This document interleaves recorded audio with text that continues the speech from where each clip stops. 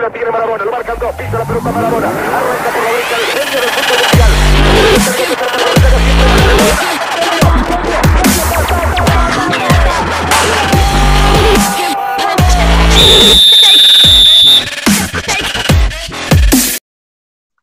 Olá a todos, bem-vindos a mais um Marketing do Futebol. Eu sou Rui Tavares e tenho como convidado Bernardo Mota, diretor de marketing do Futebol Clube Alverca, o maior do Ribatejo. Obrigado, Bernardo, por ter aceitado o convite e cá estamos para uma conversa. Vou fazer uma pequena introdução no sentido de saberem quem é o Bernardo. O Bernardo é licenciado em Administração Desportiva, é certificado pela Federação Portuguesa de Futebol e pela Confederação Brasileira de Futebol, Gestão do Futebol. Começou como analista e gestão de sócio de futebol e de marketing no Cruzeiro, em 2003, onde esteve até 2018, passou também por outros cargos, já nos vai explicar. Foi também gestor de sócio torcedor do marketing durante 9 meses no Clube de Regatas do Vasco da Gama e desde o início de 2019 está como diretor de marketing de Futebol Clube Alverca. Bernardo, mais uma vez muito obrigado e acho que vamos mesmo começar pelo início, 2003, Cruzeiro. Então, obrigado você, Rui, pelo convite aí. Estamos sempre batendo um papo aí nas redes sociais e bacana conversar aqui hoje com toda essa malta aí. Então, foi no Cruzeiro, em 2003, que eu comecei a minha carreira dentro do marketing esportivo, né? Eu havia feito, como você falou, um curso de administração desportiva lá no Brasil e mais ou menos no meio desse curso aí apareceu a possibilidade de eu fazer aí um estágio inicialmente lá no Cruzeiro Esporte Clube. Acabou que eu fiquei lá por 2 anos e depois eu saí, voltei e fiquei por mais 10 anos. Então, de Cruzeiro foram 12 anos no total, sempre no departamento de marketing.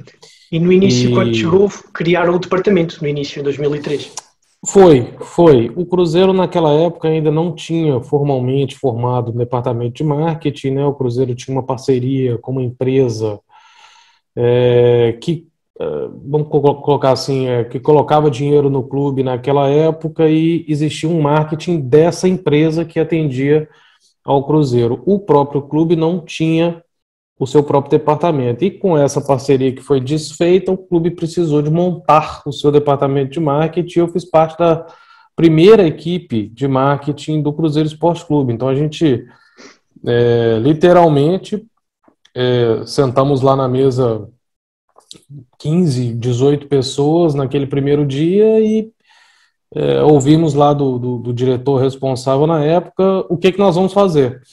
E aí começou ali um brainstorm imenso de ideias e ao longo desses anos todos, né, até hoje, coisas que foram ditas lá naquela primeira reunião são aplicadas ou são reinventadas ou são continuadas, como é o exemplo até do mascote do clube, que não existia naquela altura, e hoje tem aí, acho que salvo engano, tem 18 anos de idade. Ok. E quais foram as maiores dificuldades sentidas nessa altura? Ali como era tudo muito inicial, né? Era um grupo de pessoas muito jovens, né? Eu tinha ali meus 22 anos de idade, mais ou menos todo mundo tinha essa idade. Então, assim, e como parte positiva era a disponibilidade, a vontade e a garra que todo mundo tinha. Mas pesando contra um pouquinho da falta de experiência, né? Tanto em lidar com esse público que é o adepto, o torcedor, o sócio, como também de entender que o marketing dentro do futebol ele tem determinadas nuances aí que fazem ele se diferir bastante do marketing, vamos colocar assim, de uma empresa comum, né? A gente tem que ter um tato muito maior, tem que ter um feeling, uma sensibilidade um pouco mais apurados para a gente não, como a gente diz no Brasil, não dar tiro no pé, né? Então, acho que faltou experiência, mas é aquilo, também não tem como todo mundo ali chegar com uma grande experiência, já que estava tudo sendo montado, era um início de um projeto, então a gente tinha uma cabeça liderando essas pessoas, mas assim, eu acredito que essa tenha sido um pouco mais de dificuldade, porque todos nós ali torcíamos para aquele clube naquele momento, então todo mundo estava muito afim de fazer acontecer enfim, acredito que tenha sido mais ou menos por aí. E claro, é como em quase tudo, é um pouco como tentativa e erro que se vai aperfeiçoando. Exato. E vão chegando, por exemplo, a 2017, que com uma campanha chegam a ganhar um prémio no Festival de Cannes, que foi com a campanha Vamos Mudar os Números. Isso aí foi bem legal participar. Foi um envolvimento do clube muito grande, inclusive ontem foi o Dia Internacional das Mulheres, completou aí ontem 4 anos essa ação, né? E foi bem legal, porque assim, a gente colocar um número diferente nas camisolas assim dos atletas era algo mais ou menos natural. Às vezes colocar o nome da mãe ao invés do atleta no Dia das Mães, o nome do pai ao invés do nome do atleta nas costas, era algo já vamos dizer assim, natural, que já ocorria. Às vezes, Dia das Crianças, colocava o nome dos filhos.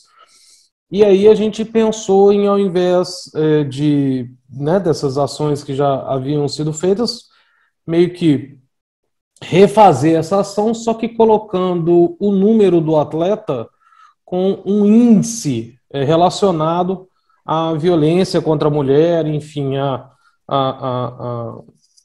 essa situação da mulher perante o mercado, perante a sociedade. Então, por exemplo, o atleta tinha lá o número 30 por 30 e a gente escrevia na camisa dele lá 30% das mulheres, em caso de serem agredidas, vão fazer uma denúncia, ou seja, um número muito baixo, né? O goleiro lá, 1% das mulheres ganham iguais aos homens, enfim, os números aqui eu estou dando exemplos, mas era mais ou menos essa linha, né? E sempre o número do atleta significava um percentual importante da mulher perante ao contexto brasileiro. Eu estive a ver a campanha, foi no jogo da Taça com o Muricy, e tenho aqui os exemplos. Por exemplo, com o número 10, com o jogador da camisola número 10, tinha 3 em cada 10 já foram beijadas à força. Exato. O número 7 era de cada 10 desempregados, 7 são mulheres. No número 30, que estava a falar em porcentagem, era salários 30% menores. E o número 8 era a cada 10 jovens, 8 sofreram assédio. E por aqui fora foram fazer. Eu estive a ver hoje a campanha, é excelente. Excelente, gostei muito. E assim, um detalhe que foi interessante, esse time é um time bastante pequeno lá no Brasil, um time do interior do Nordeste. Foi um acontecimento na cidade, o Cruzeiro ir lá fazer esse jogo. Eu estive nesse jogo e a gente começou a soltar essa campanha ali antes do jogo, não foi imediatamente quando os atletas entraram em campo. A gente começou ali meio-dia a soltar release para a imprensa e avisar nas nossas redes sociais. E aquilo lá foi ganhando um volume muito grande, virou trending topics na internet naquele momento. E eu me lembro que ele só deixou de ser trending topics, esse assunto, nesse dia, quando o Barcelona venceu o PSG por 6-1. Foi nesse mesmo dia, por incrível coincidência. E aí ele ficou em segundo lugar ali, porque era um assunto absolutamente também mundial, né? Então, assim, a gente bateu cabeça a cabeça ali com aquela goleada quase que inesperada do Barcelona contra o Paris Saint-Germain. E foi muito bacana. E aí, à noite foi esse jogo foi 10 da noite lá no Brasil, e aí a gente voltou a estar no Trend Topics das redes sociais, então foi uma ação muito legal. Aí, no ano seguinte, a gente ganhou o Prêmio Cannes, né, nessa ação, que eu tenho conhecimento, só mais um clube brasileiro, o Sport Recife, ganhou esse prêmio, em relação a uma campanha que eles fizeram de adoção de crianças pré-adolescentes. Então, assim, é algo muito raro no futebol brasileiro conseguir isso foi muito bacana ter participado. E parabéns, já agora, por esse prémio.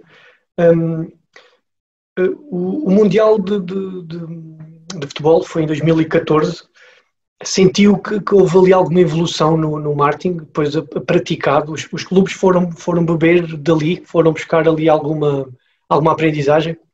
Só complementando aí sobre o prêmio, quem ganhou foi o departamento de marketing, foi o Cruzeiro Esporte Clube, né? Não foi eu, não, eu participei, Claro que mas sim, eu estou a dar os parabéns mundo, ao Bernardo, é. porque pertencia ao departamento. Eu sei Exato. que não é só uma pessoa que É. faz, claro, Sobre obviamente. 2014 foi muito legal porque assim, o Brasil vivia um momento de estádios muito velhos, né?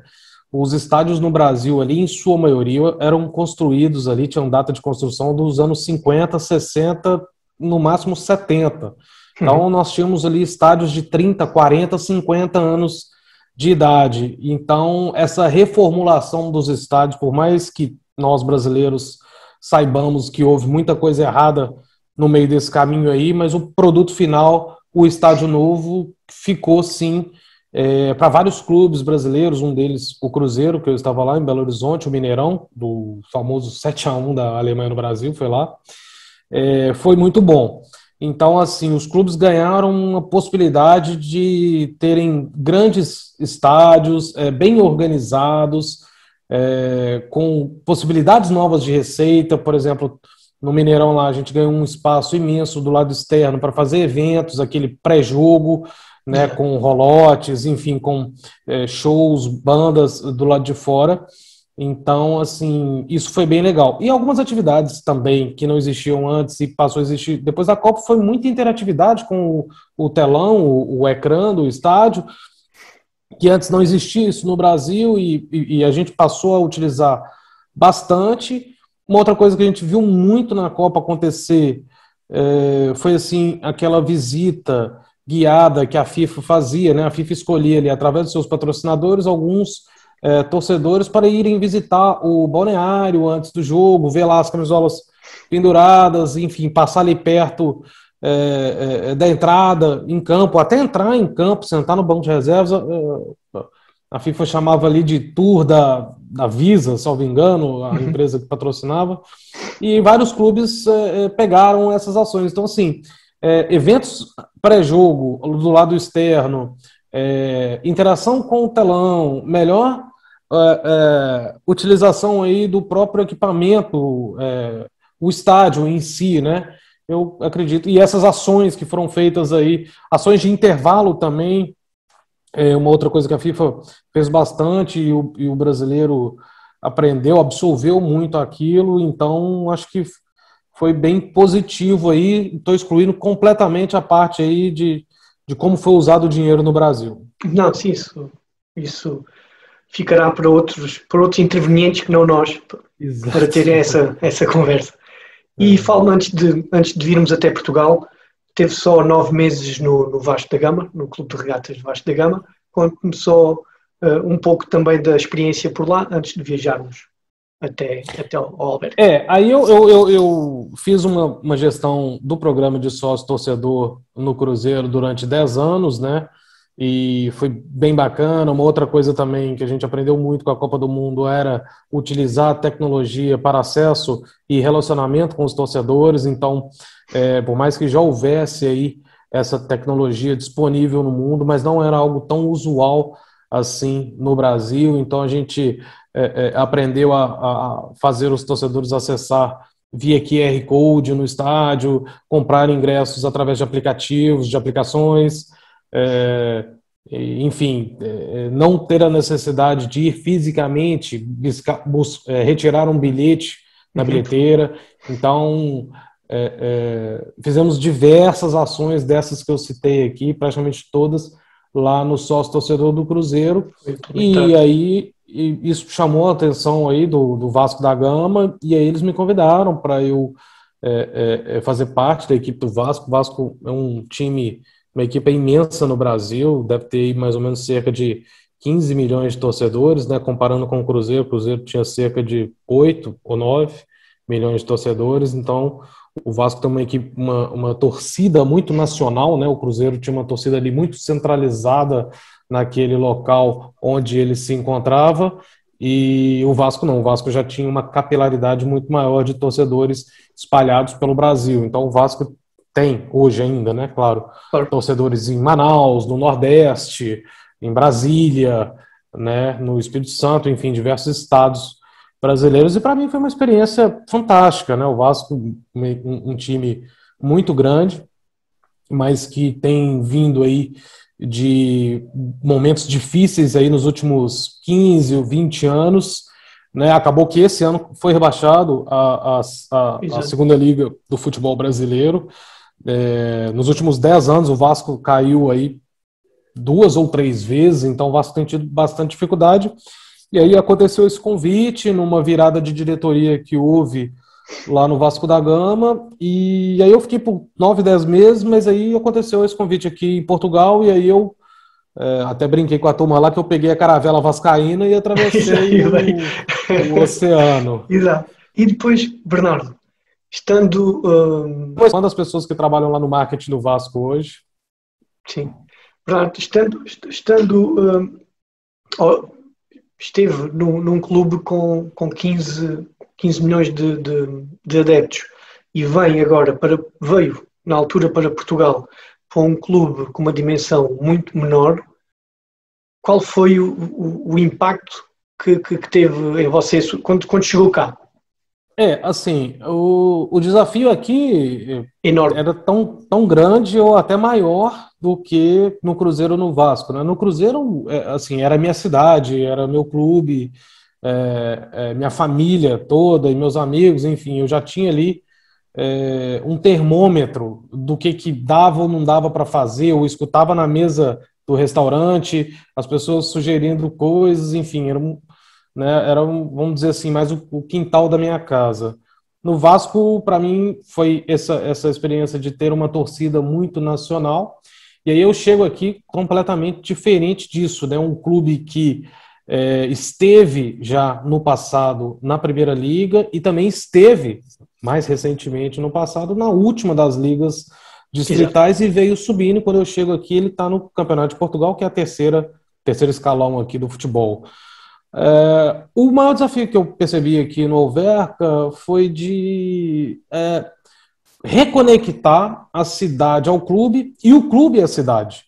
Me pareceu muito que o clube havia esquecido a cidade e a cidade havia esquecido o clube, e não estou colocando peso aí nessa comparação, não. Eu percebi que os dois eram muito desconectados, né? Então, o maior desafio era esse, era como trazer essa cidade para dentro do nosso estádio, como conectar essas pessoas com as nossas redes sociais, como, enfim, atrair a atenção das pessoas que estão ao nosso redor. Afinal de contas, apesar da proximidade aqui de Lisboa, nós estamos aqui a 15, 20 quilômetros de Lisboa, nós temos uma cidade aqui de 30 mil habitantes. Então, por mais que a gente dispute aí, entre aspas, com o Sporting e Benfica, principalmente aqui pela proximidade, mas eu entendo que é até um pouco tradicional dos portugueses terem aí o seu time grande, enfim, e muitos deles ainda gostarem da equipa da cidade. Então, foi esse o desafio, e a gente entendeu que, poxa, tentando reaproximar aí, fazendo uma rede social mais humana, fazendo eventos dentro dos estádios, poxa, levando atletas para visitar crianças em escolas. Então, assim, a facilidade que eu tive aqui é de já ter feito tudo isso num passado até recente. E a dificuldade disso era até medir os resultados, enfim. Eu chego aqui, eu não tenho muita ferramenta para analisar, né? No Brasil eu tinha lá, poxa, com 2, 3 cliques eu sabia ali diversas informações para a gente tomar decisões. E aqui muitas vezes o termômetro era o olho, né? Deixa eu olhar aqui para a bancada, deixa eu entender quantas pessoas tem aqui, enfim. E aos poucos eu vou incrementando e a gente vai implementando mais ações. Eu gosto... Pode falar. Quando surge o convite, como é que você começa a pesquisar o nosso futebol? Como é que começa a pesquisar o modo de funcionar aqui em Portugal, a nível de marketing, a nível da comunicação? Eu sei que se fez sócio de alguns clubes para perceber um pouco do funcionamento. Como foi a sua estratégia para conhecer? Eu recebi o convite no dia do Natal até, foi um baita presente para mim no dia. E E aí já em janeiro eu já vim, mas aí eu já iniciei a busca pelo Google, né? Realmente eu não conhecia o Futebol Clube de Alverca e a Nem o futebol cidade, português, ao fim e ao enfim. cabo, também, não é? Exato. O futebol português eu conheço. O Benfica é um grande case de sucesso quando se fala em sócio, né? Uhum. Até mesmo o Sporting e o Porto também, mas o Benfica ele é muito observado pelos clubes brasileiros, foi muito observado na última década. Então eu sempre acompanhei e sempre tem muitos jogadores brasileiros aqui. A gente sempre tem bastante notícia dos três grandes, né? Realmente dos outros times é muito pouca coisa. Mas aí eu faço essa busca inicial através da internet e aí meio que minha primeira atividade aqui é sentir. É ir ao estádio, é ir ao centro de formação, é conversar com as pessoas, é perguntar nos cafés o que é que elas pensam, o que é que elas acham, e a partir disso a gente ir tomando decisões como essas aí que eu falei, de tentar reaproximar. Essa percepção para mim foi muito clara, desse distanciamento que havia. Eu já Uhum. vejo que hoje, 2 anos depois aqui, eu percebo que já há uma proximidade maior e um interesse maior da mídia em relação ao Alverca, dado esse projeto que a gente E, implementou aqui, né? e depois, quando começa a ter algum resultado, quando começa a fazer o seu trabalho, começa a sentir alguns números positivos, vem a pandemia. E aí É, a complica tudo outra gente, vez. a gente, por exemplo, logo antes da pandemia, a gente tinha feito algumas 3 ou 4 vezes um parque de diversões dentro do estádio do Alverca, onde os pais levavam ali gratuitamente seus filhos. Então era uma opção de lazer dentro da nossa cidade, né? Uma cidade que tem muito a característica de ser uma cidade dormitório, né? Onde as pessoas trabalham em Lisboa ou proximamente e dormem aqui, não são efetivamente aqui da cidade. Então, quando a gente estava engrenando bastante evento com o parque, estava bem legal assim a aproximação nossa, dava para notar que cada vez mais crianças iam. Foi até engraçado assim, às vezes as crianças me reconheciam pelo nome no estádio. Olha, o tio que foi lá no colégio. Aí, então assim, eu já estava o tiozão assim das crianças que eu levava sempre os atletas, né? Mas enfim, aí veio essa pandemia. Infelizmente, a gente estava num bom momento. Ó, pra você ter uma ideia, quando eu cheguei aqui, 2 números. A gente tinha ali uma média de 300 torcedores e quando fechou a pandemia, a gente estava levando 800 já, chegou a levar 1.000 contra, pouco até mais de 1.000 contra o Vila Franquense, inclusive. Uhum. E o outro é que a gente tinha um Instagram lá de 800 pessoas e hoje tem de 14 mil pessoas. Então, se você pensar que a cidade tem 30 mil pessoas, praticamente metade da cidade, vamos dizer, né, só para fim de comparação, está dentro ali do nosso universo de comunicação. Então, são números que levam a crer que a gente teve efetivamente um crescimento bem legal. E se reparar também, veio aí, nesse meio tempo, o Canal 11, né, o Uhum. Canal 11 Exato, deu uma visibilidade muito grande ao Campeonato de Portugal, sem e, dúvida. e duas coisas que eles falaram quando eles foram lançar o Canal 11 era que eles transmitiriam jogos dos times que tivessem as melhores estruturas para filmagem, e o Alverca tem, né, um estádio aí para 8 mil pessoas, que é muito bacana, e eles também transmitiriam os jogos dos times que tivessem mais acima na tabela. Então foi duas coisas que ocorreram com o Alverca durante esse período. O Alverca teve lutando aí é, pelas vagas mais de cima e tem a estrutura em nível de estádio para que as transmissões fossem feitas de forma aí adequada para o adepto que estivesse em casa. Então a Uhum. gente teve várias transmissões do Canal 11, isso potencializou muito. E aí dentro de campo a gente ganha do Sporting, né? Um Sim, jogo na Taça de na Taça de Portugal em Portugal. 2019, em outubro de 2019, e aí a gente ganha um destaque nacional, até acelera um pouco o processo nosso, que a gente vinha vivendo, Uhum. e nos dá até uma carga maior de responsabilidade, né, perante aí aos adeptos, enfim, aos Exato. sócios e toda a E imprensa, a sociedade portuguesa. meses depois entra a pandemia e como é que resolveram, entre aspas, o problema da ligação com os sócios? Os sócios não podem ir ao estádio, não podem ir às É, estruturas do clube. A gente tentou ao máximo implementar atividades através das nossas redes sociais, desde pedir para a criançada fazer desenhos e mandar para a gente, né, aquele vamos ficar todos bem, a gente tenta fazer aí no Dia dos Namorados, no Dia das Mães ou dos pais ali, que eles convivam com a gente, nos mandem fotos.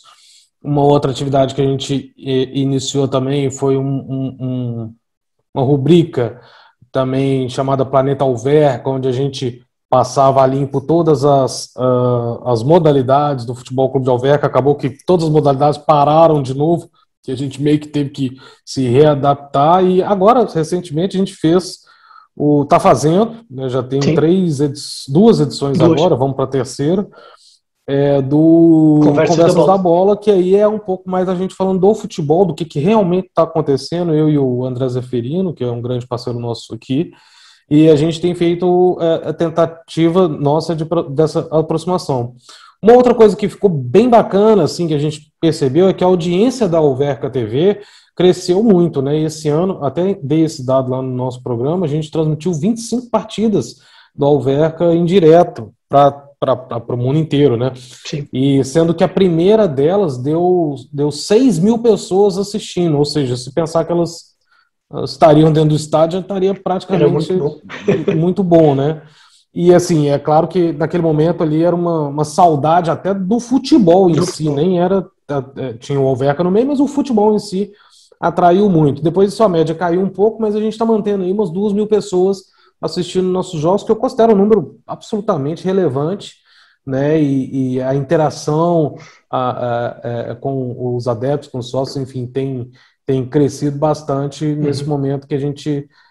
E a relação com os parceiros, com os patrocinadores, Bernardo, como tem sido? Também entrou, assim, acredito que todos os clubes praticamente do mundo tenham se utilizado dessa estratégia, que dar mais visibilidade através da internet. Tanto quem está em casa, na pandemia, utilizou mais da internet para se informar ou para se distrair, né, ou para buscar produtos e serviços, como as instituições também fizeram isso. Então, assim, a gente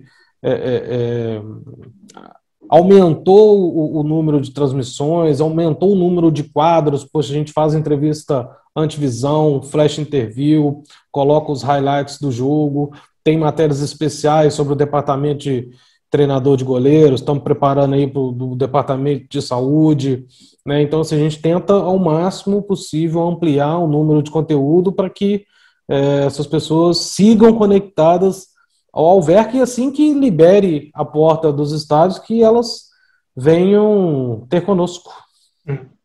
Agora, antes de finalizarmos, só tenho uma curta pergunta, que é: e o futuro? Então, o Alverca tem um projeto bastante ousado e, ao mesmo tempo, bastante pé no chão, né? A gente tem aí um investimento bastante interessante para o campeonato que a gente disputa. O Futebol Clube de Alverca dispõe de uma estrutura absolutamente diferenciada aqui em Portugal. Um estádio para 8 mil pessoas, como eu falei, um centro de formação com 5 campos sintéticos. Isso dá ao Alverca uma condição de trabalho, né, muito boa. Então, o nosso futuro é progredir, tentar alcançar as ligas profissionais, falando desportivamente, chegar aí a alcançar uma segunda liga, que nesse momento é um grande sonho, e quem sabe no futuro ainda conseguir alcançar novamente uma primeira liga, que o Alverca já esteve lá pela última vez em 2004, 2005, 3 ou 4, por aí.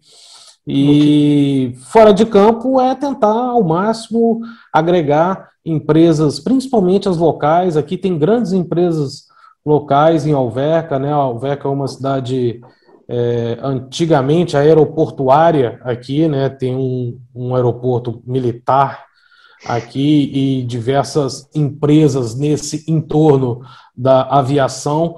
Tanto é que tem um avião na entrada aqui da cidade. Então, são grandes empresas que temos aqui e a gente quer reconectar o Alverca com essas empresas de cimento também, tem várias aqui ao longo do Rio Tejo, várias também de logística, né? Acredito que por causa do rio, enfim, mas é isso, é tentar ao máximo possível conectar e reconectar o Alverca com a cidade, com os adeptos e com as empresas locais, porque o Alverca tem um potencial muito grande. O Alverca é um clube que, infelizmente, ficou até fora de competições de competição de seniores, né?